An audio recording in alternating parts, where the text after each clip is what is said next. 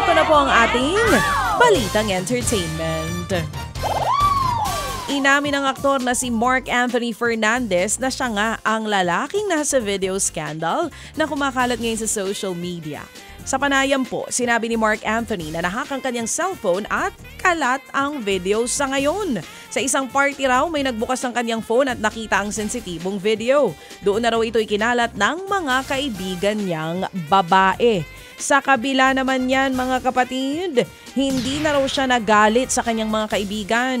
Paglilinaw ng aktor, hindi niya ugaling mag-video at girlfriend niya raw ang nanguna sa kumakalat na video ngayon. Samantala, Yan ba yung tampo kay Nanay Christy? Ha? hindi ko sure. Hindi Hindi, Nanay. okay. Ibang manaya. O, ito naman. Tatanong lang ako. Pero mamaya gusto ko malaman kay Nanay Christy. Abangan natin kung Tatanong may ako, Nanay! kung anong take niya dito. Good Nay, morning, kamusta Nanay Nay? Good Christy. morning, Nay Christy.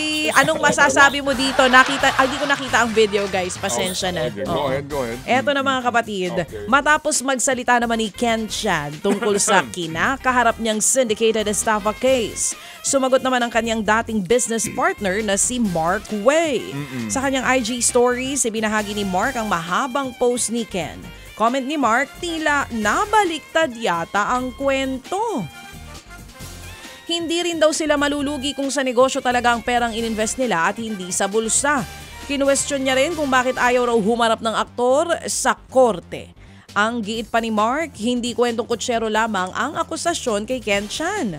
Sa pahayag po ni Ken, idiniin niyang walang katotohanan ng mga ibinibintang sa kanya ng dating co-investor niya.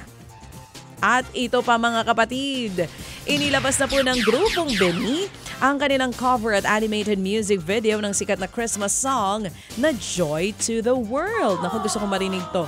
Natuwa naman ang Blooms at animated version na sina sa MV nina Aya, Colette, Gwen Stacy, Maloy, Mika, Joanna at Sheena na naghahanda po para sa Christmas. Sabi sa lyrics ng kanta, Setyembre pa lang nagsisimula na po ang Pasko dito sa Pilipinas.